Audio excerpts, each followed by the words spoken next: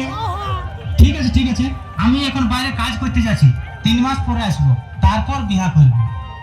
লাইটিংটা দেখ বিকাশ, বিকাশ লাইটিংটা পড়ছে দেখ।